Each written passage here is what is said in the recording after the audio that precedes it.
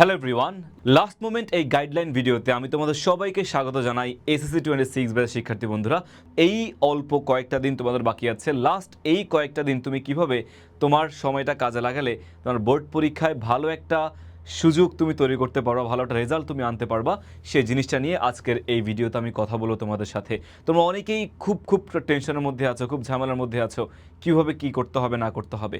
So আজকে আমি specifically ইংলিশে তুমি কিভাবে ভালো রেজাল্ট করতে পারবা বা ইংলিশের এই স্ট্র্যাটেজি ফলো করে তুমি অন্যান্য সাবজেক্টে কীভাবে ভালো করতে পারবা, সেই জিনিসটা আমি তোমাদেরকে আজকের এই ভিডিওতে বলে দিব। প্লিজ তোমরা এই স্কিপ না করে পুরো ভিডিওটা দেখবা, কোন কোন জিনিস তোমাকে ফলো করতে হবে, কোন কোন জিনিস ফলো করা যাবে না। ওকে, তাহলে শুরু করছি last moment guideline for SSC 26 batch. Alright, so আমাদের এই 26 ব্যাচের মধ্যে তিন ধরনের ক্যাটাগরি স্টুডেন্ট রয়েছে।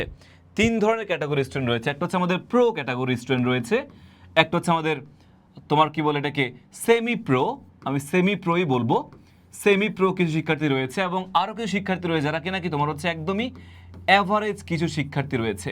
সো একদম প্রো বলতে আমি এক্সিলেন্ট লেভেল শিক্ষার্থীদেরকে বুঝাইতেছি। সেমি প্রো মাঝামাঝি, মোটামুটি প্রো, বেশি প্রো বলা যাবে না, প্রফেশনাল বলা যাবে না, তারা খুব বেশি দক্ষ না। অ্যান্ড অ্যাভারেজ লেভেলের কিছু শিক্ষার্থী আমাদের এই ভিডিওটা তোমরা দেখছো, এবং এই তিন ধরনের ক্যাটাগরি কিন্তু আমাদের শিক্ষার্থীরা আছে এখানে: হাই লেভেল, মিড লেভেল এবং লো লেভেল। সো আমি হাই লেভেল শিক্ষার্থীদের জন্য কিছু গাইডলাইন বলবো, লো লেভেলদের জন্য কিছু গাইডলাইন বলবো, এবং হচ্ছে একদম মিড লেভেলদের জন্য কিছু গাইডলাইন আমি তোমাদেরকে প্রোভাইড করবো। সবার আগে আমি লো লেভেল দিয়ে শুরু করতে চাই। লো লেভেলের শিক্ষার্থীরা কীভাবে তুমি হচ্ছে পড়বা, যে তোমাদের জন্যই আসলে গাইডলাইনটা খুব বেশি প্রয়োজন এই মুহূর্তে, তাই না? সো দেখো, আমি যদি অ্যাভারেজ শিক্ষার্থীর কথা বলি, যারা তোমার এখানে অ্যাভারেজ শিক্ষার্থী আছো, অ্যাভারেজ শিক্ষার্থীর কথা যদি আমি বলি, আমাদের ইংলিশে কিন্তু ইংলিশ সেকেন্ড পেপারে ইন টোটাল 9টা টপিক আছে।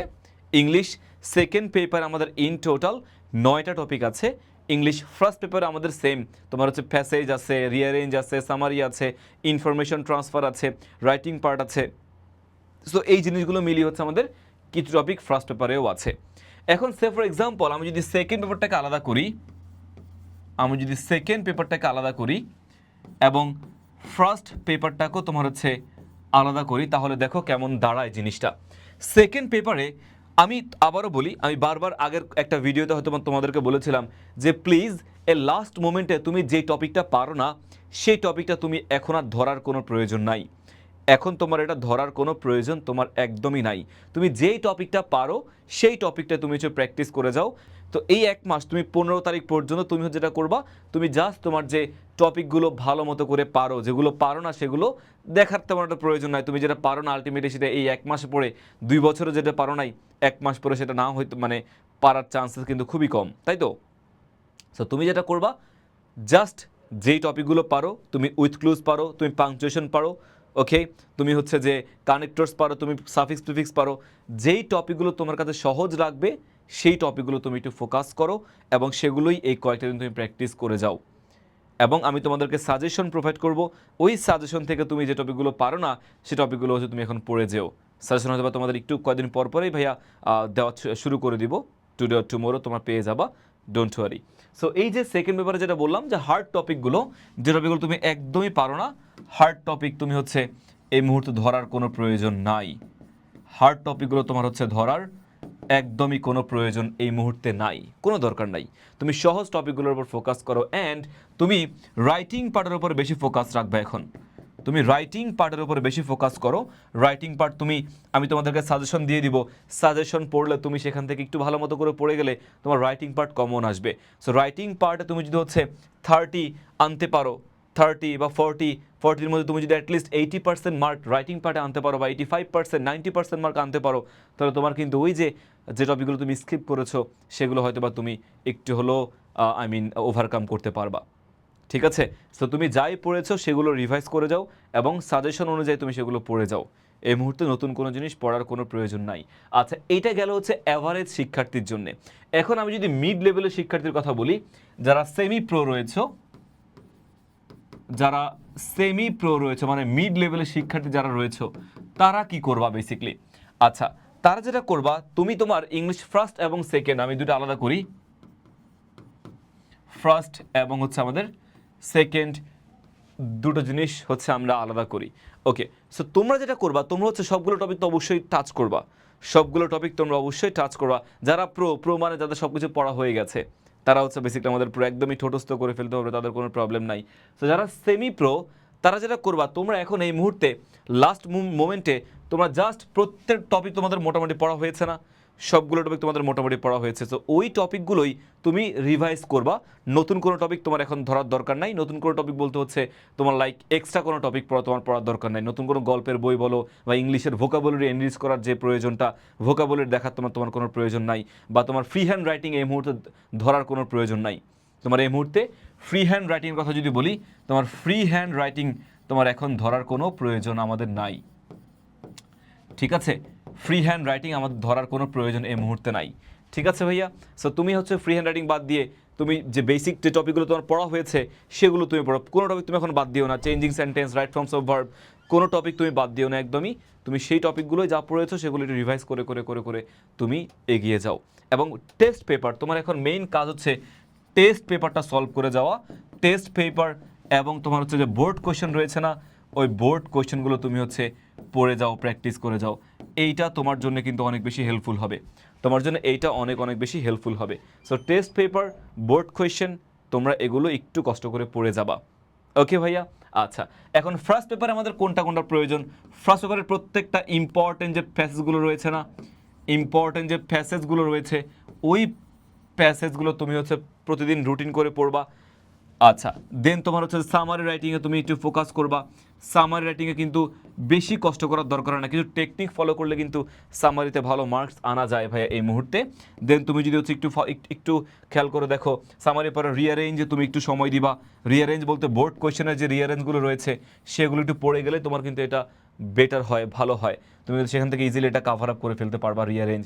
সো বোর্ডের কোয়েশ্চেনগুলো একটু পড়ে যেও, এইটা তোমার জন্য হচ্ছে সুবিধা হয়, ভালো হয় ভাইয়া। আচ্ছা, দেন আমি যদি পরবর্তী পার্টে যাই, আমাদের হচ্ছে সেমি প্রো এর পরিবর্তে আমি যদি, আচ্ছা by the way, second part তুমি কি করবা? সেকেন্ড পার্টে তুমি হচ্ছে টেস্ট পেপারটা সলভ করবা। টেস্ট পেপারটা সলভিংয়ে তুমি এখন বেশি বেশি ফোকাস করবা ভাইয়া। নতুন টপিক বলতে হচ্ছে এক্সট্রা একাডেমিক টপিকের বাইরে কোনো টপিক তোমার এখন পড়ার দরকার নাই। আর যারা লো লেভেলের আছো তারা বলছে একাডেমিক টপিকের মধ্যে টপিক যেগুলো কঠিন মনে হবে সেগুলো পড়ার দরকার নাই, বাইরেগুলোতে একদমই বাদই দিলাম। আর যারা প্রো আছো ভাইয়া, যারা প্রো লেভেলের শিক্ষার্থী আছো, তো তোমার এখান থেকে কি কি টপিক বাকি আছে? তোমার চেঞ্জিং সেন্টেন্স বাকি আছে, রাইট ফর্মস অফ ভার্ব, তাই তো? সবগুলো টপিক তোমার একদম অল টপিকস তুমি তো পড়া হয়েই গেছে। তোমার পড়া হয়ে তুমি একটু রিভাইজ করতে থাকবা সবসময়, তুমি সেটা রিভাইজ করতে থাকবা। এবং যদি সম্ভব হয় ফ্রি হ্যান্ড রাইটিং বলো বা সেগুলো অ্যাপ্লাই করতে পারো, যেহেতু তোমার সব কিছু কাভার আপ হয়ে গেছে, তুমি যেটা ফলো করতে পারো, অ্যাপ্লাই করতে পারো, প্রবলেম নাই, রিভাইজ করতে পারো। বাট অল টপিকস, কোনো টপিক যেন বাদ না যায়। বোর্ড কোয়েশ্চেন, টেস্ট পেপার, তোমার হচ্ছে কি বলে এটাকে, বোর্ড কোয়েশ্চেন বা টেস্ট পেপার, এগুলো তুমি একটু ফোকাস করো, এগুলো একটু ভালো করবা, ভালো করে কিন্তু পড়বা। হ্যাঁ, আর কোনোভাবে কোনো শিক্ষার্থী, তুমি যে লেভেলের শিক্ষার্থী হও না কেন, অন্য কোথাও দৌড়াদৌড়ি করে লাস্ট মোমেন্টে দৌড়াদৌড়ি বন্ধ করো। লাস্ট মোমেন্টে দৌড়াদৌড়ি তুমি বন্ধ করো প্লিজ। দৌড়াদৌড়ি যতক্ষণ না বন্ধ করতে পারবা ততক্ষণ তোমার কিন্তু প্রিপারেশন ভালো হবে না। এই কোচিং সেই কোচিং, এইখানে সেইখানে দৌড়াদৌড়ি করে মডেল টেস্ট দিয়ে আসলে এই মুহূর্তে কোনো লাভ নাই। তুমি প্লিজ দৌড়াদৌড়ি একদমই বন্ধ করো, কোথাও দৌড়াদৌড়ি করবা না। বাসায় আছো, এই শেষ মুহূর্তে মোবাইল, ল্যাপটপ, এগুলো সব কিছু দূর করে দাও। দূর করে দিয়ে তুমি জাস্ট সময়ের জন্য, ঘন্টাখানেক 1 ঘন্টার জন্য ইম্পর্টেন্ট জিনিসগুলো দেখার জন্য জাস্ট ফোনটা নিও, ল্যাপটপটা নিও, বাদ বাকি সময়গুলো তুমি পড়াশোনার দিকে ফোকাসড হও। সকালবেলা উঠবা, একদম যারা যে লেভেলের শিক্ষার্থী আসো না কেন সবাই সকালবেলা উঠবা, উঠে তুমি একটু এখন তো সাহারি করা, রোজার মাস সাহারি করতে উঠোই, পড়বা, সকালের সময়টা কাজে লাগিয়ে তুমি এরপরে দিনের বেলা ঘুমাও, একটু সময় 2-3 ঘন্টা এক্সট্রা করে ঘুমাও, কিন্তু সকাল ভোরের সময়টা ইম্পর্টেন্ট। মর্নিং শোজ দ্যাট একটা কথা আছে, তাহলে এই সময়টা তুমি যত সুন্দর করে কাজে লাগাবা, সকালের সময়টা তোমার জন্য ততই ভালো হবে, ততই সুন্দর প্রিপারেশন হবে। ঠিক আছে, তোমার বোর্ড এক্সাম অনেক অনেক ভালো হবে আশা করি, অনেক অনেক সুন্দর হবে। এবং টেনশন করার দরকার নাই ভাইয়া, টেনশন করার কোনো প্রয়োজন নাই। যা করেছো তাই, যা পড়েছো তাই। ঠিক আছে, নিয়মিত খাবার খাবা, নিয়মিত পানি খাবা, বেশি বেশি পানি খাবা, এবং মানে পড়ার টেবিলে পানি রাখবা। দেখবা যে মানে তাহলে তোমার টেনশনটা কিন্তু অনেক কমে যায়, টেনশনটা তোমার অনেক কমে যায়, এবং লেখার স্পিডটা কিন্তু বাড়াবা। শেষ সময় তোমার লেখার স্পিডটা বাড়াবা। এই যে তোমরা যেই লেভেলের শিক্ষার্থী আসো না কেন, প্রো বলো, মিড বলো বা তোমার লো বলো, হ্যাঁ, তোমার লেখার স্পিডটা বাড়াবা অনেক বেশি। স্পিড যদি অল্প হয়, স্লো হয়, তাহলে কিন্তু মারাত্মক লেভেলের প্রবলেম, মারাত্মক লেভেলের প্রবলেম। এবং অনেক সুন্দর সুন্দর ভিডিও আছে কীভাবে তোমার খাতার প্রেজেন্টেশনটা সুন্দর করবা। খাতার যে প্রেজেন্টেশনটা রয়েছে না, ওই প্রেজেন্টেশন সুন্দর করার অনেক সুন্দর সুন্দর ভিডিও আছে। ওই প্রেজেন্টেশনের দিকে তুমি একটু ফোকাসড হও, ঠিক আছে? তাহলে তোমার লেখার মানটা বাড়বে, সৌন্দর্য বাড়বে, নাম্বারটাও আসবে, ঠিক আছে? সো এটা আর কি, টেনশন করবে না। আবারও বলছি, সাজেশন ভাইয়া দিব, সেই সাজেশন অনুযায়ী writing part, reading part, passage, everything তুমি কাভার করে ফেলো, তোমার জন্য অনেক সুন্দর হবে, অনেক ভালো হবে, ঠিক আছে? So that's it. সবাই অনেক অনেক ভালো থাকো, সুস্থ থাকো, ভাইয়ের জন্য দোয়া করো। দেখা হবে নেক্সট কোনো ভিডিওতে। টেক কেয়ার, আল্লাহ হাফেজ। আল্লাহ হাফেজ, ভাইয়ের জন্য দোয়া করো ভাই, আবারও বলছি। আসসালামু আলাইকুম।